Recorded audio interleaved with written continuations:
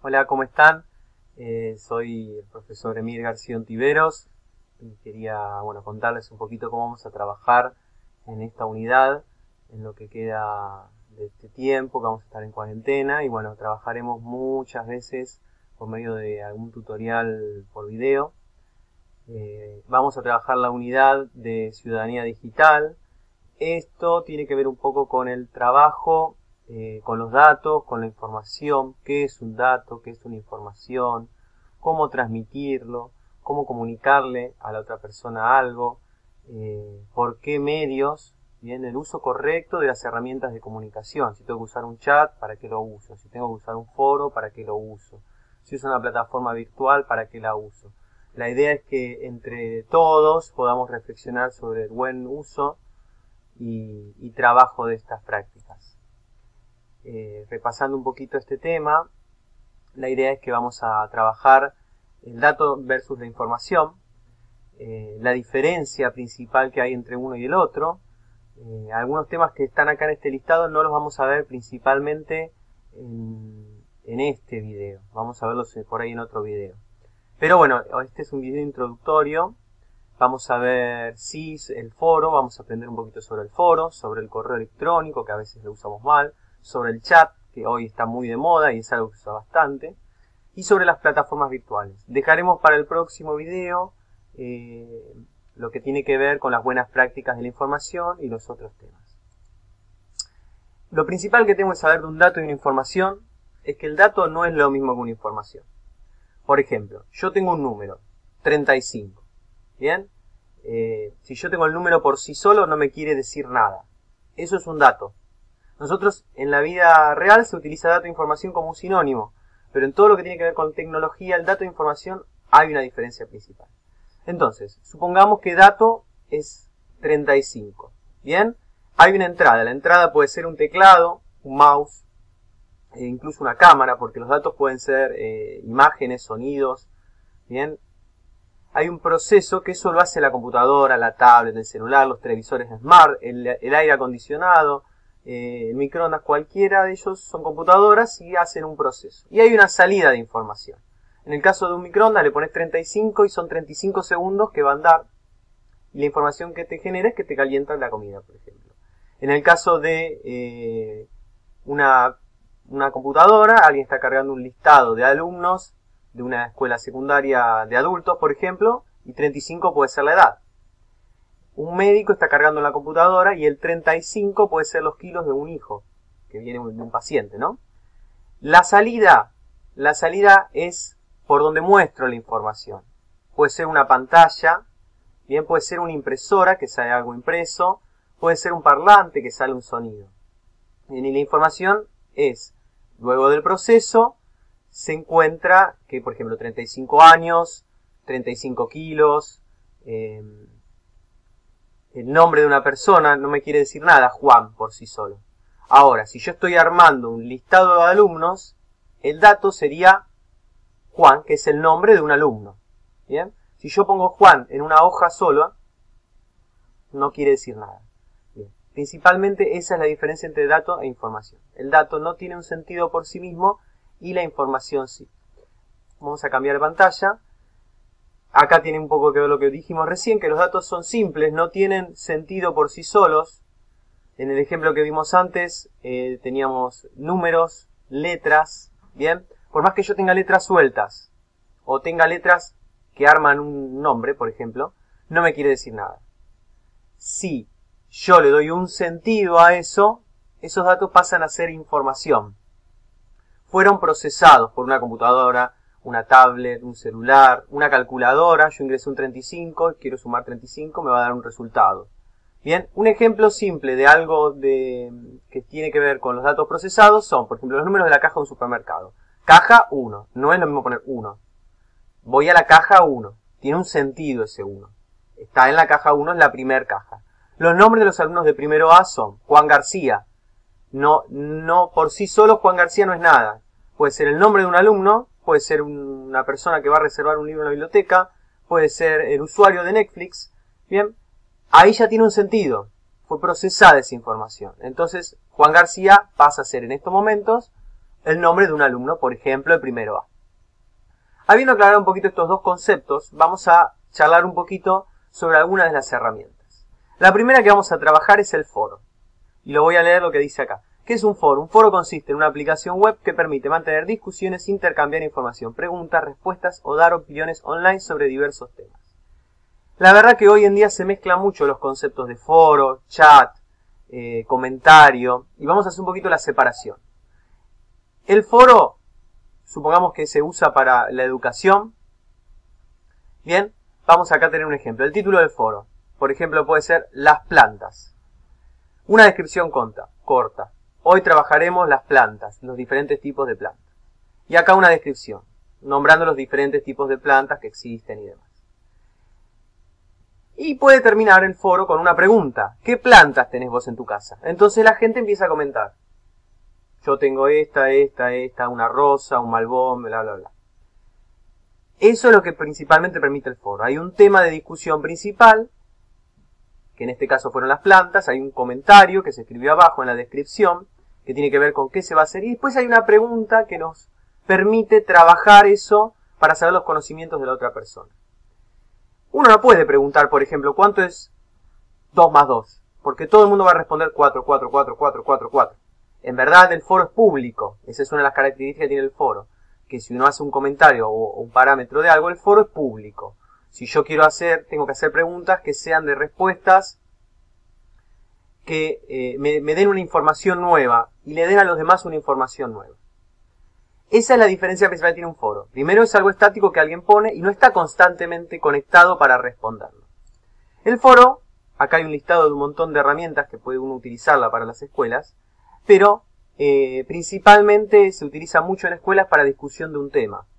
Un tema principal como las plantas y una pregunta. ¿Qué plantas tenés en tu casa? O por ejemplo, de historia. Contanos una breve historia de tu familia, por ejemplo. Aplicando el orden cronológico. Entonces, la persona va comentando y va trabajando de una manera ordenada con los demás del grupo. También los foros tienen una opción para hacer un subgrupo. Yo pongo un grupo que se llame Ciencias Naturales y dentro de Ciencias Naturales las plantas, pero las plantas está dentro, por ejemplo, de seres vivos.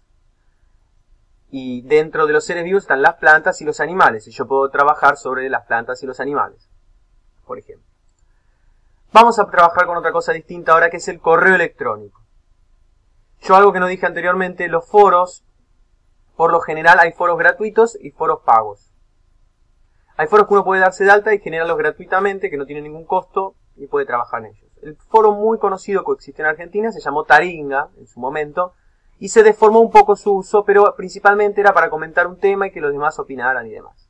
Lo que terminaba pasando es que la gente compartía juegos, programas, cosas ilegales y se terminó dando baja, pero el funcionamiento original de Taringa era ser un foro. Había un tema en común y la gente lo respondía. Ahora vamos a entrar un poquito en el tema del correo electrónico. Nosotros tenemos el correo electrónico. El correo electrónico generalmente tiene un tema puntual. Vamos a leer primero la definición. Correo electrónico, según la enciclopedia Wikipedia, es un servicio de red que permite a los usuarios enviar y recibir mensajes rápidamente, también denominados mensajes electrónicos o cartas electrónicas, mediante sistemas de comunicación electrónicos. Bien, hay un tema con esto. El correo electrónico casi fue reemplazado por el chat. Y una de las características que tiene diferente, por ejemplo, el correo electrónico con un foro, es que el correo electrónico es algo privado. Yo le mando a alguien algo y no se entera más nadie que a la persona que se lo envíe. La diferencia principal, aparte de una carta, por ejemplo, en papel, como se mandaban antes, es que el correo electrónico puedes mandar el mismo mensaje con copia a otra persona. Entonces, a vos te queda una referencia de esa persona de lo que fue trabajando. Distinto es un foro, que es algo público. Entonces, todos ven lo que todos escriben. Y distinto es un chat. El chat es algo privado, es un intercambio entre una persona y la otra. Si vos querés que quede constancia que la otra persona se enteró del tema, tenés que crear, por ejemplo, un grupo de WhatsApp. Generalmente el correo electrónico hoy en día se está diciendo que iba a quedar en desuso. Bien, hay cosas todavía que se siguen utilizando en el correo electrónico. Principalmente hoy en día con la cuarentena se empezó a reforzar un poco el uso. Hay gente que no sabe utilizar el correo electrónico bien y el remitente, bueno, este es mi mail, va el mail de la persona. Todos los correos electrónicos tienen adelante el nombre de la persona, algún alias o un sinónimo, lo que quieran ponerle, arroba, que significa en, Gmail, por ejemplo. Nosotros, Gmail es una de las empresas que tiene correo electrónico, que están acá, por ejemplo, pero hay otra que es Yahoo, por ejemplo, o Hotmail, que ahora se llama Outlook. No solo esas existen empresas que tienen sus propios mails. Bien, el gobierno nacional, por ejemplo, algún empleado del gobierno nacional puede tener un @FIP. Los empleados de la provincia de Buenos Aires, los docentes, tienen @abc.gov.ar. Después charlaremos un poco más sobre el trabajo principal sobre el correo electrónico. Pero ahora estamos así comentando un poco el funcionamiento.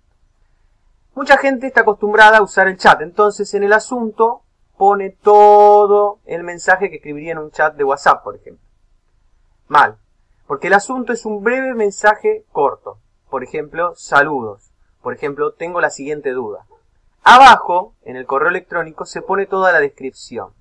Entonces, ¿qué pasa? Cuando la persona responde el mensaje, pensando que es un chat, ve que la respuesta dice exactamente igual al asunto y no lee el contenido.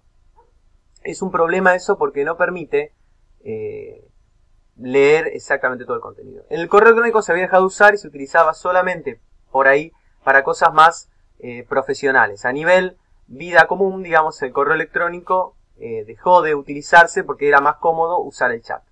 Aparte, una de las diferencias que tiene, por ejemplo, el chat de WhatsApp con el correo electrónico es que no te figura que la otra persona está conectada en ese momento.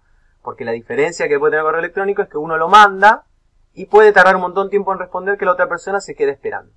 El chat tiene la ventaja de que te dice la otra persona está online y por ahí no quiere contestarte. O no puede contestar. La diferencia en el correo electrónico es esa. Que vos mandás el correo y hay que esperar a que el otro haga una devolución. Los correos aparte tienen algunas herramientas que estaban más abajo que permiten mejorar un poco el contenido, poner color a la letra y demás. El interés educativo del correo electrónico. Bien, muchas veces son para dudas o consultas que tienen los profesores con los alumnos y surgen de las mismas tareas que van enviando. Se pueden enviar trabajos prácticos, tutorías, distintas cosas se pueden mandar, incluso archivos de texto y demás.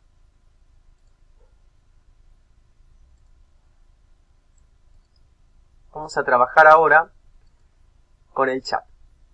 Algo que se puso muy de moda, en especial ahora en la cuarentena. El chat, la diferencia que tiene entre un foro, que alguien escribe algo, manda el comentario y después de un tiempo aparece, después de un tiempo la gente empieza a contestar, no hace falta que sea en el momento, ni la persona tiene que estar conectada online. El correo electrónico, uno manda un correo y de pronto aparece de vuelta el correo, y la otra persona recién ahí se entera la respuesta, bien, y no sabe que la otra persona está conectada. El chat, uno de los beneficios que tiene, o prejuicios yo diría, es que nosotros mandamos algo y sabemos si la otra persona está conectada o no, si quiere respondernos o no puede contestarnos en ese momento. Los más conocidos hasta ahora son WhatsApp, que se usa bastante, Skype, ahora está de moda el Zoom, bien, principalmente para que uno diga que es un programa de chat, tiene que tener un lugar donde uno puede escribir y la otra persona esté conectada en ese momento y puede hacer un diálogo con esa persona. Existen un montón de versiones pagas y versiones gratuitas, bien, de las mismas empresas. Se utiliza mucho comercialmente, se utiliza mucho más de manera personal, pero en el caso de las empresas es algo más o menos informal trabajar con esos medios. Uno se relaja un poco más cuando escribe, a veces el mensaje no llega de la manera que uno quiere llegar, en especial si lo hace escrito. Una de las características que tienen ahora estos programas de chat, por eso lo agregué abajo, es que se pueden hacer videollamadas. Skype fue uno de los pioneros en hacer eso. El WhatsApp es el más conocido ahora, que utiliza el número de teléfono tuyo. La diferencia con Skype es que vos tenés un usuario y una contraseña. Y el Zoom, que se puso de moda ahora porque permite también la interacción entre varias personas. Los programas de chat van mejorando, así como los correos electrónicos y como los foros.